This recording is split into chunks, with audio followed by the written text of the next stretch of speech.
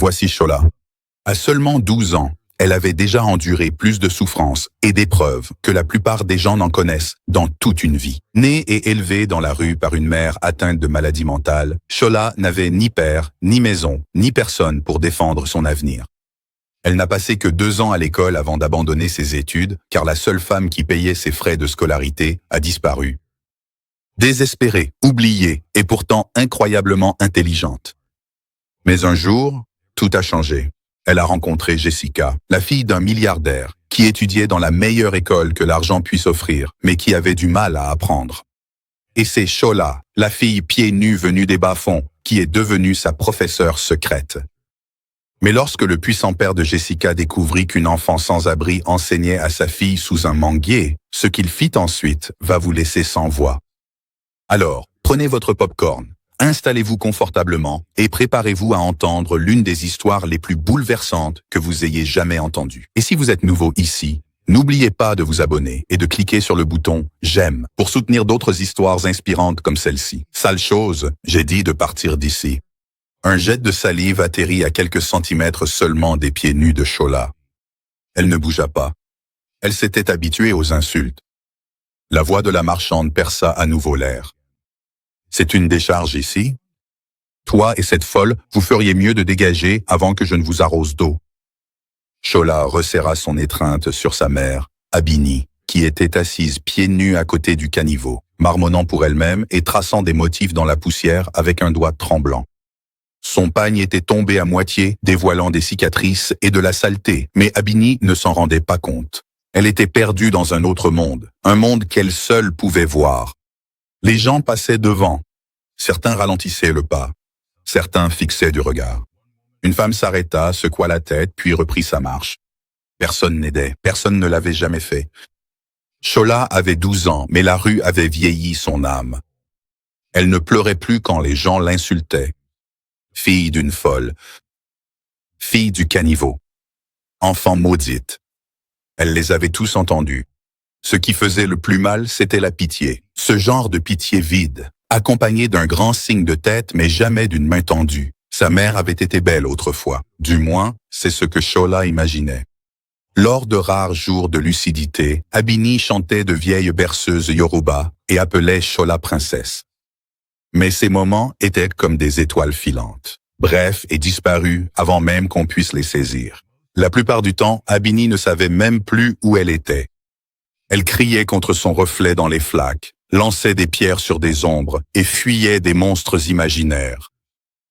Shola n'avait pas de père, pas même un nom, pas même une photo. Qui est mon papa? Elle avait posé la question il y a des années. Abini l'avait regardée avec des yeux vides et avait répondu « Je ne sais pas. La pluie. Peut-être la pluie. » Ce fut la fin de cette conversation. Elle dormait sous un kiosque délabré près du mile 12. S'il pleuvait, elles étaient mouillées. S'il faisait chaud, elles brûlaient. Leur matelas était un carton aplati. Leur couverture était le silence. Shola ne savait même plus ce que cela voulait dire, rêver. La survie était la seule langue qu'elle parlait. Chaque matin commençait de la même façon. Abini se réveillait en hurlant, griffant l'air. Shola la prenait dans ses bras, la serrait fort, murmurait « C'est moi, maman. C'est moi. » Puis, elle la nettoyait doucement, parfois juste avec un chiffon et de l'eau d'un tuyau d'évacuation, et la ramenait à la même place de mendicité dans la rue. Sa mère mendiait. Shola regardait. C'était leur vie. Parfois, des gens laissaient tomber des pièces. La plupart du temps, ils laissaient tomber des insultes. « Maman, ne parle pas aujourd'hui, d'accord ?» chuchota Shola ce matin-là, resserrant le pagne de sa mère autour d'elle. « Assieds-toi juste, reste juste tranquille. » Mais Abini se leva soudainement et cria vers une voiture qui passait. « Rends-moi mes ailes! Je les ai laissées dans ton coffre. » Le conducteur klaxonna et fit une embardée. Shola sentit ses joues s'enflammer. Elle se retourna et croisa le regard d'une écolière de l'autre côté de la rue, bien habillée, tenant une boîte à déjeuner. La fille la fixa un instant, puis détourna rapidement les yeux, chuchotant à son ami et riant. Shola baissa les yeux vers ses propres jambes, couvertes de poussière. Ses ongles de pied étaient écaillés, ses mains étaient sèches. Son ventre gargouilla, mais elle l'ignora. La faim était une compagne constante. Mais sous tout cela, elle rêvait. Elle rêvait d'être assise dans une salle de classe, levant la main pour répondre aux questions. Elle rêvait de porter un uniforme, d'écrire dans des cahiers, de lire des livres qui n'étaient pas détrempés par la pluie ou déchirés sur les bords. Elle rêvait que quelqu'un, n'importe qui, l'appelle par son prénom sans mépris. Mais qui enverrait la fille d'une folle à l'école? Qui se soucierait d'une fille dont la mère poursuivait les oiseaux parce qu'elle pensait qu'ils étaient des démons? Personne. Et pourtant, Shola espérait encore. Elle regardait passer les enfants avec leurs sacs à dos et leurs tresses bien faites, et elle se murmurait à elle-même qu'un jour, elle s'assiérait dans une vraie salle de classe. Un jour, elle s'échapperait de ce coin maudit de la gosse. Un jour, sa mère sourirait de nouveau et se souviendrait de son nom. Mais alors qu'elle fouillait dans son sac pour compter le billet de 10 naira et les 3 pièces qu'elles avaient obtenues jusqu'à présent, elle entendit un vendeur ambulant crier derrière elle « Que la foudre frappe la pauvreté !» Shola ne se retourna pas. Elle serra simplement sa mère plus fort et murmura « Amen ». Tout a commencé avec une assiette de riz jollof. Shola était accroupie à côté de sa mère près d'Oshodi cet après-midi-là. Son estomac se tordait de faim. Sa mère traversait l'un de ces jours de silence, se balançant d'avant en arrière comme un disque rayé, les yeux dans le vide, les lèvres frémissantes. C'est alors que Shola remarqua une femme qui l'observait de l'autre côté de la route. La femme se tenait derrière un stand de nourriture fumant, des chaises en plastique, une table en bois, 2 glacières et l'odeur inimitable du riz cuit et de la soupe au poivre. Elle avait la peau claire, était bien en chair et portait une simple robe Ankara. Il y avait quelque chose dans son regard, quelque chose qui n'était pas de la pitié. Shola détourna les yeux, gênée. Elle détestait être observée comme un animal dans un zoo. Quelques minutes plus tard, la femme traversa la route et se posta devant elle. « Quel est ton nom ?» elle demanda doucement. Shola fixa ses pieds nus, puis murmura « Shola, où est ta mère ?» Shola désigna du doigt la femme à côté d'elle, qui chantait maintenant à une bouteille vide. Le regard de la femme s'adoucit. « Elle est malade, n'est-ce pas ?» Shola acquiesça. « Qu'as-tu mangé aujourd'hui ?» Shola n'a pas répondu. Au lieu de poser d'autres questions, la femme lui tendit une assiette à emporter recouverte. « Tiens, mange. » Shola hésita. Les inconnus ne donnaient pas de nourriture sans rien attendre en retour. Quelque chose qu'elle n'était pas disposée à donner. « Ne vous inquiétez pas, » sourit la femme. « Je ne suis pas comme les autres. » C'était la première fois qu'elle rencontrait sa tante Linda. La nourriture était chaude. Le riz est sucré. La viande est tendre. Shola n'avait pas mangé de viande depuis des mois. Le soir même, tante Linda est revenue avec de l'eau en bouteille et du savon. « Quelle est ton histoire, mon enfant ?» demanda-t-elle en aidant Shola à se laver les mains. Shola lui raconta tout. La folie, le marché, l'école dans laquelle elle avait autrefois jeté un coup d'œil, la faim, l'espoir, les rêves. Elle ne pleura pas, mais sa voix se brisa. Tante Linda lui essuya les mains avec un mouchoir. « Demain, viens à ma boutique. Tu m'aideras à nettoyer. En échange, je te nourrirai. D'accord ?» Shola acquiesça si fort que sa tête faillit tomber. Le lendemain, Shola vint. Elle balaya. Elle lava les assiettes. Elle servit les clients. Et elle observa attentivement tante Linda, comment elle souriait aux gens, comment elle dirigeait sa petite entreprise avec une force tranquille.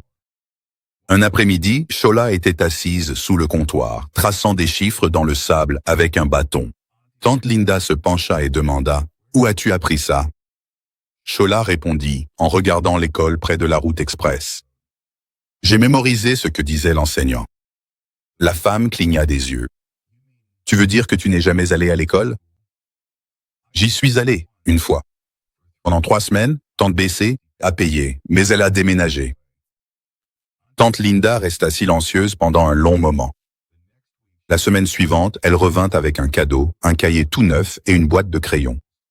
La semaine d'après, elle alla encore plus loin. 3 semaines plus tard, Shola se tenait dans une salle de classe poussiéreuse d'une école publique, les mains tremblantes, le cœur battant. Elle portait un uniforme d'occasion qu'Auntie Linda avait acheté dans un marché d'occasion. Il était trop grand, mais elle avait l'impression de porter une couronne.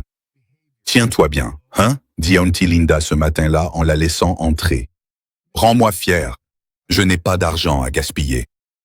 Shola acquiesça rapidement, tenant le sac en nylon contenant son nouveau cahier comme s'il s'agissait d'or. Le premier jour fut étrange. Les enfants la fixaient.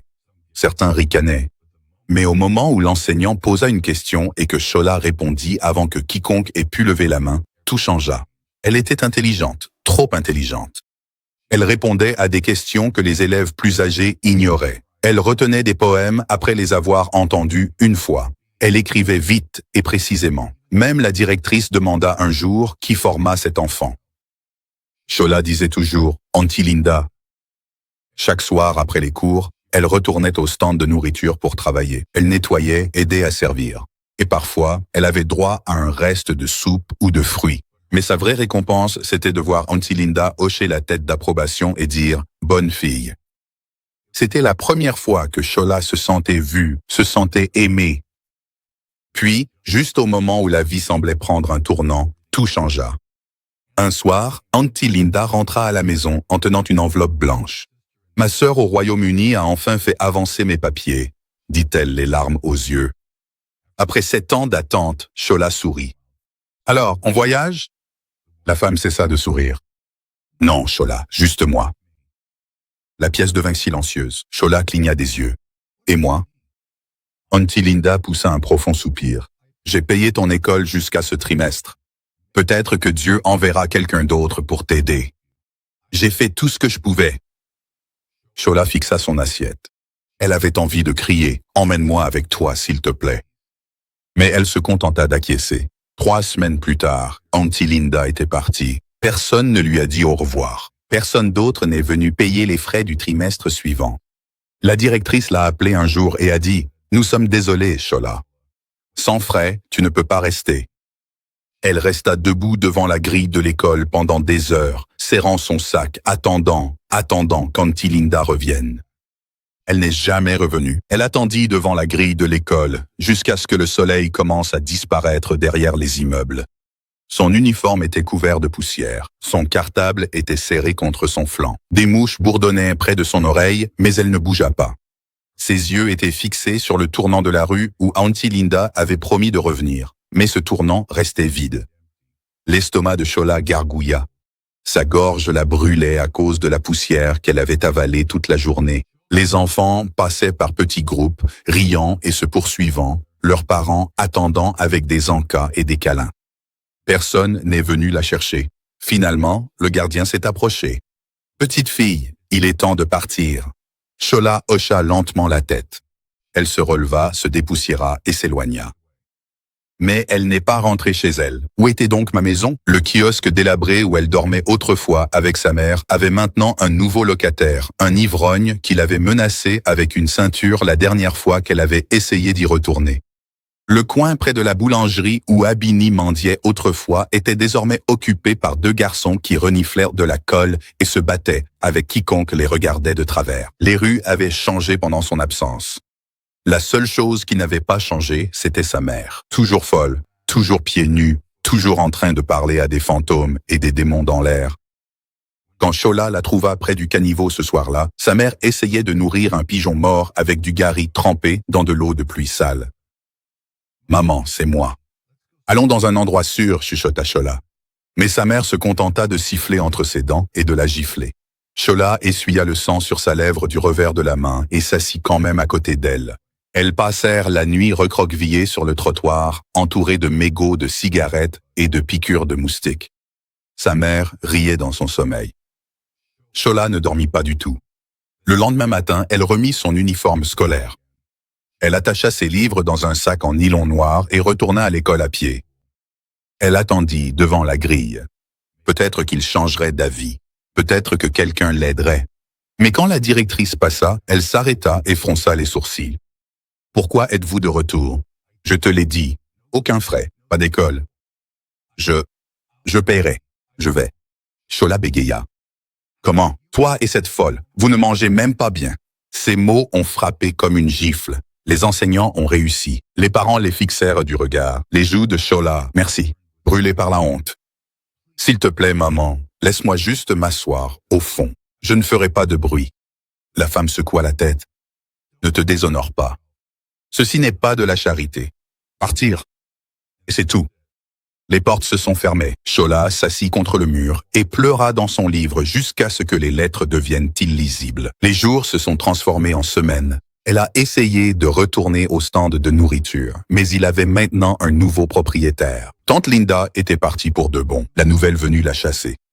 Elle a vendu sa dernière paire de sandales correctes pour 300 naira et a utilisé cet argent pour acheter du pain à Garo. Son uniforme était gris. Son cahier d'exercice a été mouillé par la pluie une nuit et l'encre a coulé jusqu'à rendre toutes ses notes illisibles. Les gens ont cessé de la voir comme cette fille intelligente. À présent, elle n'était plus qu'une fille des rues de plus, juste une autre ombre au bord de la route. Un soir, alors qu'elle cherchait un endroit sec où dormir, elle vit un garçon d'à peine 9 ans allumer une allumette et fumer quelque chose roulé dans du papier. Il la regarda et dit « Viens nous rejoindre. Si ça te fait oublier, dis que tu as faim. » Elle secoua la tête et s'éloigna. Sa faim était forte, mais sa peur de devenir comme ces garçons l'était encore plus. Il lui restait encore un trésor, son esprit.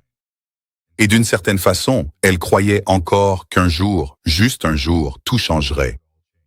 Elle ne pouvait pas s'en empêcher. Peu importe combien de fois on la chassait, l'insultait ou se moquait d'elle, Shola revenait toujours. Chaque matin, pendant que les autres enfants nouaient leurs lacets et rentraient leurs chemises blanches impeccables, Shola trouvait son chemin jusqu'à la clôture arrière de la City Crest Academy, une école privée qui ressemblait à un palais, vu de son côté du monde. Les murs étaient peints en or. Les fenêtres étaient en verre poli. Les élèves portaient des blazers et des chaussures étincelantes, leurs noms soigneusement brodés sur leurs uniformes. Elle n'avait pas sa place là-bas, même de loin. Mais cela ne l'arrêtait pas. Il y avait une fenêtre entr'ouverte derrière une salle de classe, qui avait une petite corniche sur laquelle elle pouvait se tenir. C'était à côté d'un vieux manguier où personne ne regardait jamais. C'était son endroit secret. De là, elle pouvait tout voir. Le tableau noir, les problèmes de mathématiques, l'enseignant qui expliquait les voyelles. Shola murmurait les réponses tout bas pour elle-même, serrant un bout de crayon cassé comme s'il était sacré. Son cahier avait depuis longtemps été détruit par la pluie, alors elle écrivait sur des bouts de papier qu'elle récupérait dans les poubelles. De vieux prospectus, des boîtes de mouchoirs, tout ce qui avait un côté propre. Chaque jour, elle restait jusqu'à ce que la cloche sonne, puis elle disparaissait avant que quelqu'un ne la remarque. Mais un lundi, elle ne fut pas assez rapide. L'enseignante la remarqua, une fille en haillons aux yeux brillants qui regardait derrière la fenêtre. « Hé, qui est-ce » la femme a crié. Shola a gelé. Un élève s'est retourné, a pointé du doigt et a dit avec dégoût « C'est encore cette folle, celle qui nous suit. » La classe a éclaté de rire. L'enseignante s'est précipitée au fond de la classe et a ouvert la porte. « Que veux-tu, Anne? Qui vous a envoyé ici ?» Shola bégaya. « Je veux juste apprendre. S'il vous plaît, écoutez simplement de l'extérieur. »« Es-tu fou? Pensez-vous que ce soit un lieu public? » »« Non, madame, mais je ne dérangerai personne. Je le promets. »« Va dire à ta mère de payer les frais de scolarité d'abord, » aboya l'enseignante. « Si tu sais même qui est ta mère ?» Les lèvres de Shola s'entr'ouvrirent, mais aucun mot n'en sortit. L'enseignante attrapa un bâton sur la table et le leva. Shola se retourna et s'enfuit, courut si vite qu'elle ne sentit les larmes lui brûler les joues qu'une fois arrivée dans la rue suivante. Elle n'abandonna pas. Le lendemain, elle trouva une autre école, Bright Scholars Academy. Moins chic, mais toujours surveillée. Cette fois, elle n'essaya pas la fenêtre. À la place, elle s'accroupit près d'une partie cassée de la clôture et écouta. Quand les enfants récitaient leur table de multiplication, elle murmurait avec eux. Quand ils chantaient des mots en anglais, elle répétait après eux. Parfois, elle les corrigeait même à voix basse. Un matin, un garçon la remarqua et lui lança une pierre. « Sorcière, va-t'en, tu nous distrais !» Shola ne broncha pas. La pierre la toucha à l'épaule, mais elle retint ses larmes. Un autre enfant rit et cria « Elle est folle comme sa maman. Va apprendre à l'hôpital psychiatrique. » Pourtant, elle revint le lendemain et le jour d'après aussi. Mais la douleur a une façon de s'accumuler. Un après-midi, un agent de sécurité la vit et la traîna par le bras. « Qui es-tu? Tu rôdes toujours comme une voleuse. Je ne suis pas une voleuse, monsieur. Je veux juste apprendre. Il n'écouta pas. Il la poussa au sol et la prévint. La prochaine fois que je te vois ici, je te battrai. Tandis qu'elle s'éloignait en boitant, Shola leva les yeux vers le bâtiment, les murs éclatants, les bureaux, le tableau noir, tout ce dont elle rêvait, mais tout ce qu'elle ne pouvait pas toucher. Elle s'assit sous un arbre et commença à écrire des tables de multiplication dans la poussière avec un bâton. Quand le vent les effaçait, elle recommençait. Cette nuit-là, tandis que sa mère marmonnait à côté d'elle dans son sommeil, Shola regarda les étoiles. « Dieu, murmura-t-elle, pourquoi m'as-tu rendue si intelligente? Et ensuite, fermes-tu les portes de l'école? M'as-tu donné ce cerveau juste pour souffrir ?» Il n'y eut pas de réponse. Juste le klaxon lointain de la circulation et les sanglots silencieux d'une enfant désespérée de vouloir plus que survivre. La première fois que Shola porta un plateau d'eau sur sa tête, son cou faillit se briser sous le poids. Elle était pieds nus. Le plateau était rouillé. Les sachets d'eau pure étaient à peine frais, mais c'était tout ce qu'elle pouvait obtenir à crédit chez Mama Doris. « Ne casse rien, oh !» avait prévenu Mama Doris. « Si un tombe, tu paies. Si je te vois t'asseoir pour te reposer, tu paies. » Shola avait hoché la tête. Elle avait l'habitude des règles qui font mal. Elle ajusta le plateau et s'avança sous le soleil. La route de Lagos se moquait bien qu'elle ait 12 ans.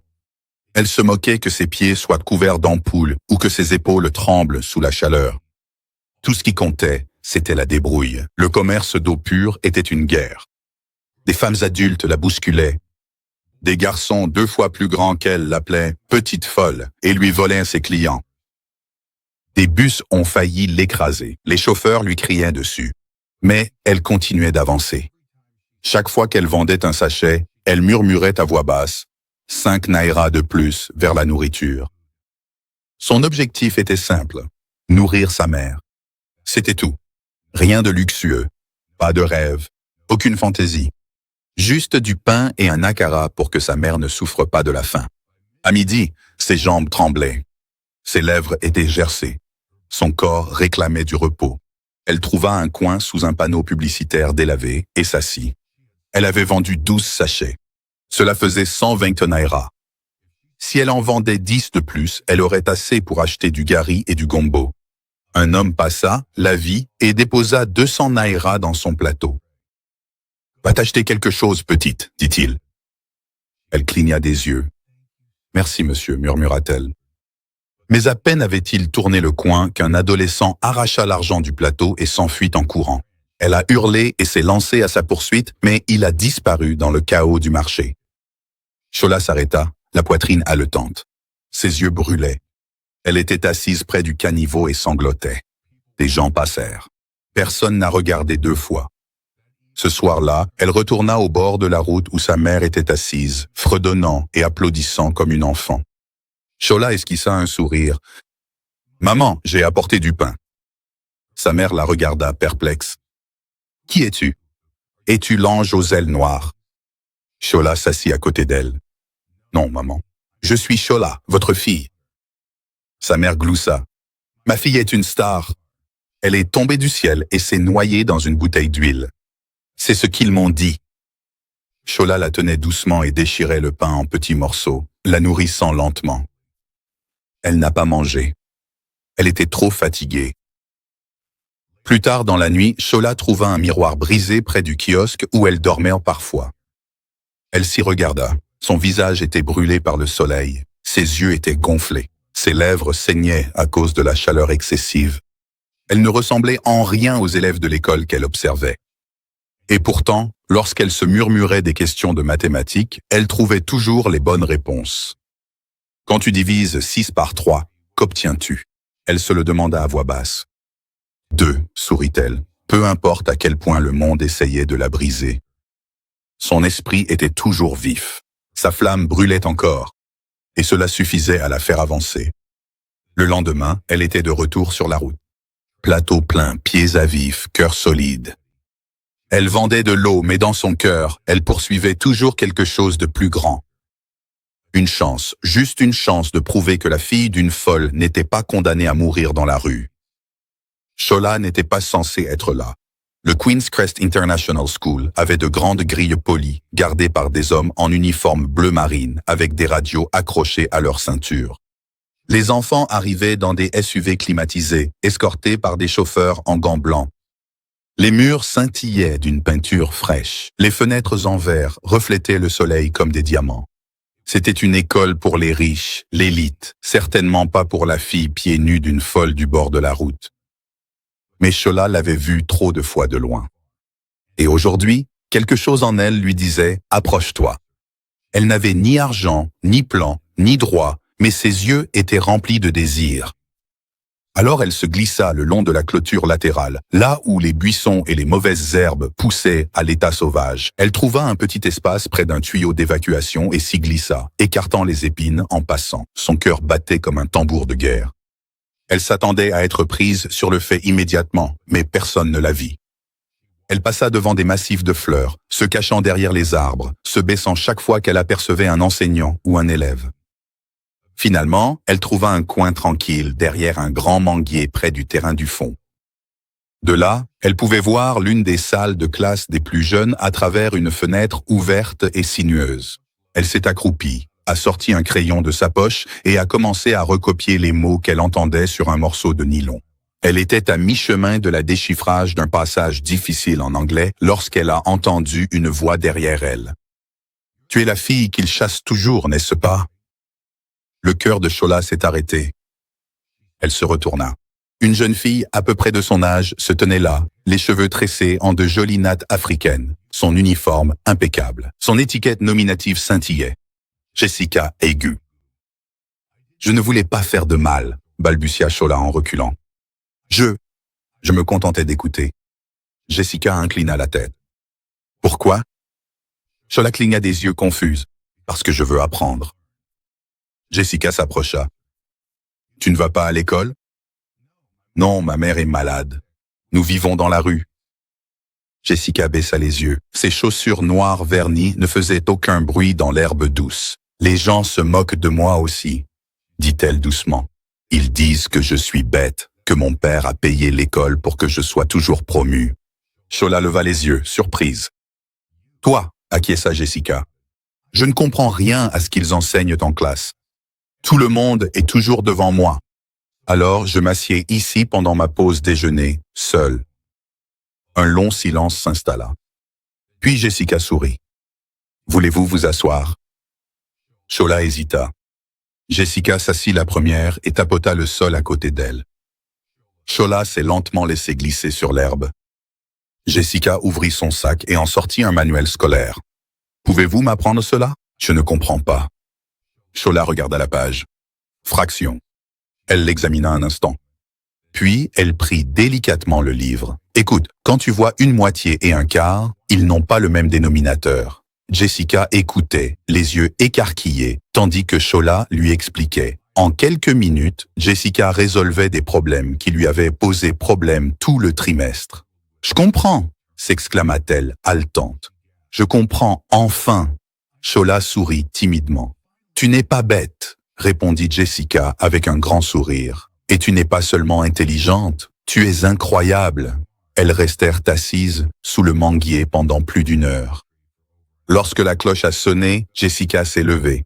« Viendrez-vous demain ?» elle a demandé. Shola hésita. « Ils vont me poursuivre. Je n'ai pas ma place ici. » Jessica plissa les yeux. « Attends ici, Barjateo. » Elle s'est enfuie. Quelques minutes plus tard, elle est revenue, suivie de près par l'agent de sécurité de l'école. « C'est mon amie », a déclaré Jessica d'un ton ferme. « Elle s'appelle Shola. Elle sera là demain à l'heure du déjeuner. Laissez-la entrer. » L'homme semblait perplexe. « Mais elle ne l'est pas. »« C'est mon amie, » répéta Jessica. « Et mon papa possède cette école. Vous avez un problème avec ça ?» L'homme cligna des yeux et ne dit rien. Jessica se tourna vers Shola. « Même heure demain, d'accord ?» Shola acquiesça lentement, n'arrivant toujours pas à croire ce qui venait de se passer. En quittant l'école, elle ressentit quelque chose de nouveau, ni de la peur, ni de la honte, de l'espoir. Cette nuit-là, tandis que sa mère chantait à une bouteille cassée et dansait pieds nus dans le noir, Shola s'assit près du caniveau et pria. « Dieu, j'ai rencontré quelqu'un aujourd'hui. Elle m'a vu. Elle ne m'a pas traité de sale ou de folle. Elle a écouté. S'il te plaît, laisse-moi la revoir. Fais que ce ne soit pas un rêve. Puis elle s'endormit avec un sourire sur le visage. Le premier depuis très, très longtemps. Elle se retrouvait sous le manguier chaque jour, sans exception. À la même heure, au même endroit. Shola arrivait pieds nus, vêtue de sa robe marron déchirée, serrant un sac en plastique contenant des feuilles déchirées et un crayon émoussé. Jessica venait en uniforme repassé, avec une boîte à déjeuner préparée par la cuisinière. Deux filles issues de deux mondes différents. Mais lorsqu'elles s'asseyaient sous cet arbre, plus rien d'autre n'avait d'importance. Leur amitié grandissait comme un feu dans le froid. Jessica riait davantage désormais. Elle faisait attention en classe, non pas parce que les professeurs étaient enfin compréhensibles, mais parce que Shola l'était. « Ne le lis pas comme un robot », chuchotait Shola. « Lis-le comme si tu parlais à ta meilleure amie. » Jessica essayait, trébuchait, puis recommençait. Et quand elle y arrivait, Shola applaudissait de joie, comme si elle avait gagné un trophée. Les yeux de Jessica brillaient. « Personne n'applaudit jamais pour moi », avoua-t-elle un jour. Shola cligna des yeux. « Mais vous êtes riche, les gens ne te célèbrent pas ?» Jessica secoua la tête. « Seulement lorsque je suis bien habillée ou lorsque mon père organise des fêtes. Pas quand j'ai les bonnes réponses. Pas quand je suis en train de piéger. » Ce jour-là, Shola lui a pris la main et a dit quelque chose qu'elle n'aurait jamais cru dire.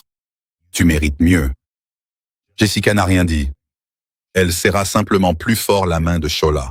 Un après-midi, alors qu'elle partageait les spaghettis et la banane plantain de Jessica sous l'arbre, Jessica demanda « Tu as une meilleure amie ?»« Toi », répondit Shola sans réfléchir. Jessica sourit. « Moi aussi. » Puis son sourire s'effaça. « Shola, et si mon papa l'apprenait? Et s'il disait qu'on ne peut pas être amis ?» Shola s'arrêta. Sa cuillère resta suspendue au-dessus de la boîte à déjeuner. « Alors tu m'oublieras. Voilà comment ça marche. » « Non, rétorqua Jessica, je ne le ferai pas. »« Il sera en colère, dit Shola doucement. Les hommes riches ne veulent pas que leurs filles soient assises avec des filles comme moi. Ma mère m'en dit sur la route, Jessica. Certains disent qu'elle est maudite. Ils pensent que je suis maudit, moi aussi. » Jessica était silencieuse. Puis elle se pencha en avant et murmura « Tu n'es pas maudit.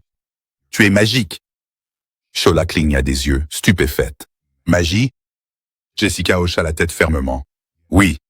Qui d'autre pourrait mieux enseigner que tous mes professeurs? Qui d'autre peut me faire rire quand j'ai envie de pleurer? Qui d'autre peut faire en sorte qu'un endroit comme celui-ci ressemble à la maison ?» La poitrine de Shola se serra. Ses yeux s'embuèrent, mais elle cligna rapidement des paupières pour retenir ses larmes. « Magique », murmura de nouveau Jessica. « C'est ce que tu es. » Elles commencèrent à partager plus que de la nourriture et des manuels scolaires. Jessica apporta à Shola une brosse à cheveux, un petit carnet bleu, même une paire de chaussons une fois, bien que Shola les porte rarement, de peur que quelqu'un ne les vole dans la rue. Shola, en retour, racontait des histoires. Des histoires vraies et inventées. Des histoires d'étoiles tombant amoureuses d'enfants des rues, de filles qui trouvaient des écoles et des rêves, et de mères guéries par la pluie. Jessica écoutait comme si chaque mot comptait. Et c'était le cas. Pour la première fois de sa vie, Jessica ne se sentait pas seule. Et pour la première fois, Shola ne se sentait pas invisible. Mais elles gardèrent cela secret. Jessica n'en parla pas à ses professeurs, ni à ses camarades de classe, et encore moins à son père. Chief Agu, l'un des milliardaires les plus craints et respectés de Lagos. Elle ne savait pas comment faire. Comment dire à un homme qui dirigeait des compagnies pétrolières et passait à la télévision que sa meilleure amie était une fille des rues sans chaussures? Alors, sous le manguier, les deux filles construisirent un monde à elles. Un monde où les noms n'avaient pas d'importance, où le passé n'existait pas, où la fille d'un milliardaire et l'enfant d'une folle pouvaient rêver le même rêve. Ensemble. Un jour, Shola ne vint pas. Jessica s'assit sous l'arbre, attendant. Elle regarda sa montre.